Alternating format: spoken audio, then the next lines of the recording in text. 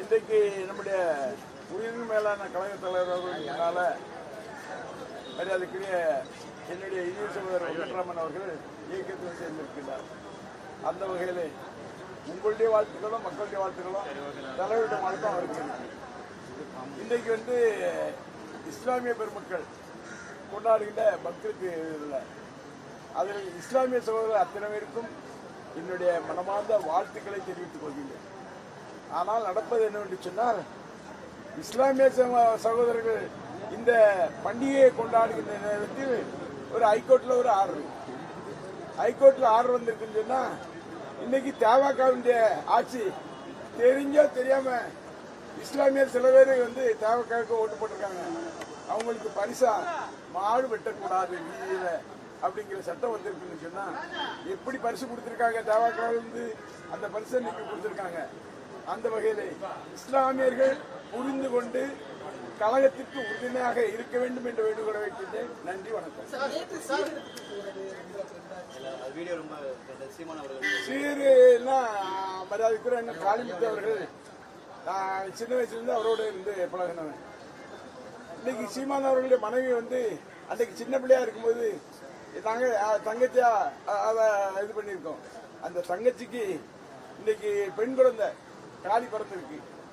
அதை உலகுக்கு தெரியப்படுத்தணும். அந்த வகையில் சகோதரனாக இருந்து சீர்கொண்டு செல்கின்ற பணிகளை நேற்று செய்தோம்.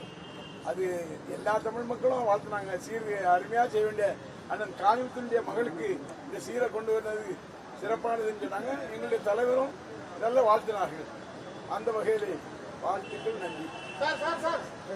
நீங்க கேரளா கனிம வளம் கொண்டு போறதை நீங்க ஆதரிச்சு பேசியிருக்கீங்க. கேரளா இந்தியாவில் ஒரு மாநிலம் தானே அப்படின்னு. ஆனா கன்னியாகுமரி மாவட்டத்தை சேர்ந்த முன்னாள் அமைச்சர் மனோ தங்கராஜ் என்ன சொல்றாருன்னா, ஒருபோதும் கன்னியாகுமரியை தாண்டி கல்லோ மண்ணோ கொண்டு போறதுக்கு அனுமதிக்க மாட்டேங்குது. இல்ல, நான் என்ன சொல்றேன்னா, நான் கேரளாவுக்கு கனிம வளம் கொண்டு போனேன்னு சொல்லல. அங்க நான் ஒரு கல்யாணத்துக்கு போறேன் எங்க நாகர்கோவிலுக்கு. ஒரு 400 வண்டி வரிசையா நிற்குது.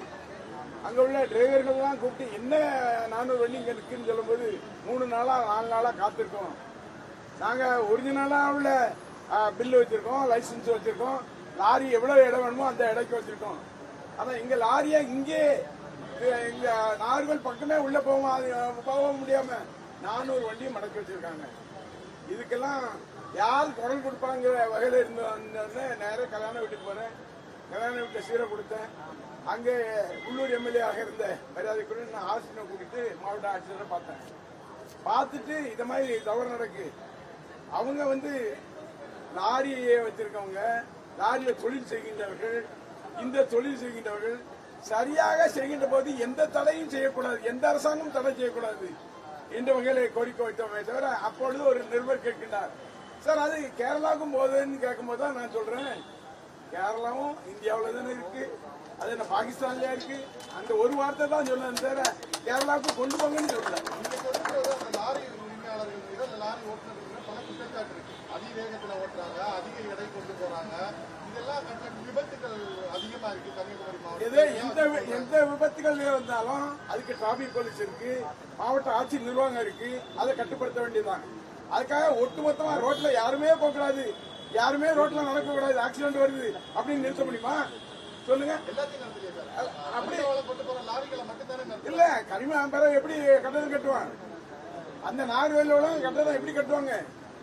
அதுக்காக தான் குரல் கொடுத்தோம் தவிர நாங்க கேரளா கொண்டு போறதுக்கு அதுக்காக இல்ல. சகோதரர் மனோ தங்கராஜ் இருக்காருல்ல, அவர் கொஞ்சம் மனக்குழப்பத்தில் இருக்காரு, வேற ஒண்ணும் இல்லை.